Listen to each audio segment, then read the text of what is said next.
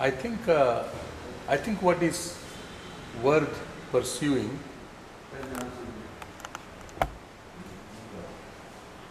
I think what is worth pursuing is contentment. Whatever we do, we need to measure, are we arriving at more contentment or more discontentment? So we are pursuing something, we are ambitious about something, but after we get what we want, are we arriving at contentment or are we arriving at further discontentment? So the pursuit, a noble pursuit, is the one that is taking you to contentment.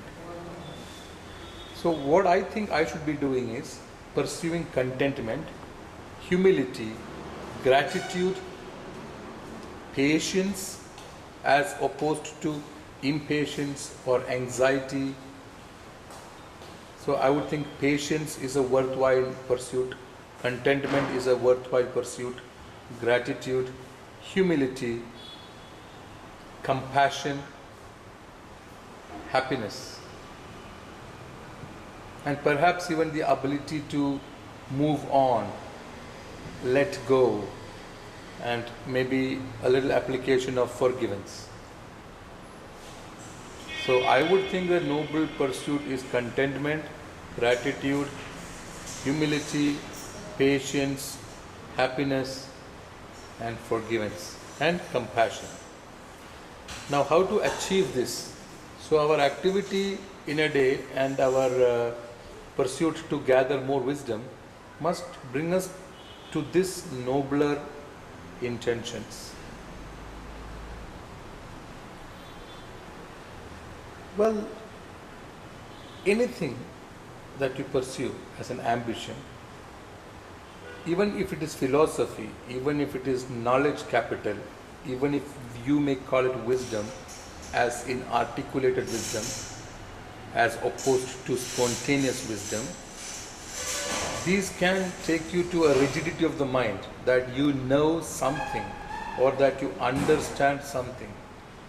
And any understanding and any thought that you know something is gripping, because then you are victim of that rigid mindset that I know this and I have understood that.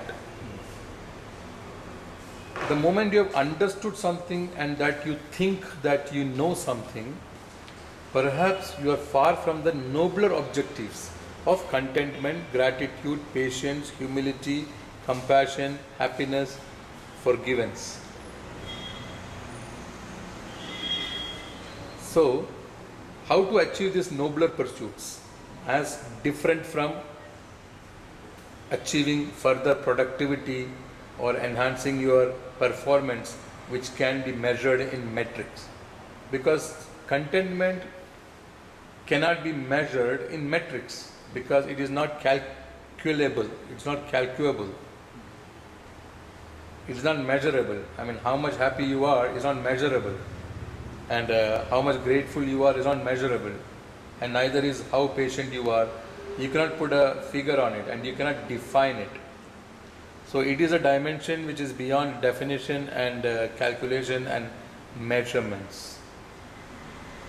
So I would think your question is how to arrive at a consistent happiness.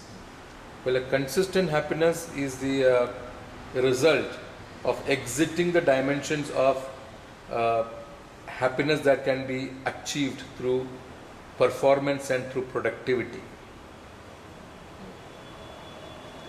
If your ambition and achieving your ambition is the sole method, is the only method by which you can be happy, then know that inherent in that pursuit, inherent in that activity are chances that you can be unhappy too.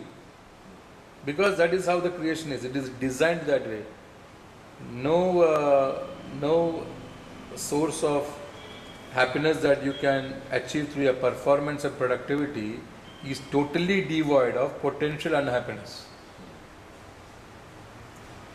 because they two come together, and that's a very big secret. It is just to remind you that when there is water shortage, you experience the value of having plenty of water. when you did not experience water shortage, you did not value the water as much. Rather, the shortage happened because you did not give it its deserved value. So you misused it. You misused your riches. Now the riches has left you, and perhaps is the poorer side is in front of you. Now that is the opposite, which was inherent in the riches, but because you did not respect it, or you did not give it its due recognition or acknowledgement, then the riches is now looking at as if it is leaving you. And now there is no point of you to worry about it, because it was inherent in it from the day one, from the beginning itself, when you thought you were rich. But now it is leaving you so that you know its real value. So now that when you still attempt to achieve it and you start respecting what you're losing, and you strive and struggle and slog, now that to recover that what you're seemingly losing, then if you get it, you have more value for it. So this ability of nature to make you consider something as valuable by creating a grief about it, that grief is inherent. So therefore simple achievement of this through performance and productivity is not a permanent happiness, but is also having a grief inherent to it. Now your question is how to get happy, but then the happiness that you are seeking is perhaps outside the dimension of achievements, and that dimension is the ability to let go, be patient, enhance your gratitude, experience contentment, be compassionate, understand the depth of humility, and the power of authentic happiness. It may amount to some element of forgiveness too, but then these are very noble virtues and worthy of your pursuit.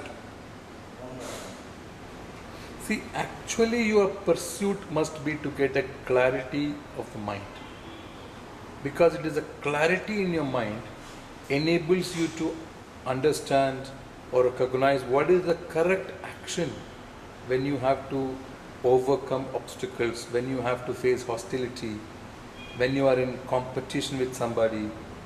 Then you need clarity of mind, because you need the appropriate, accurate, correct action. And the action must be incisive, it should be result oriented, and it must give you favorable result from your action.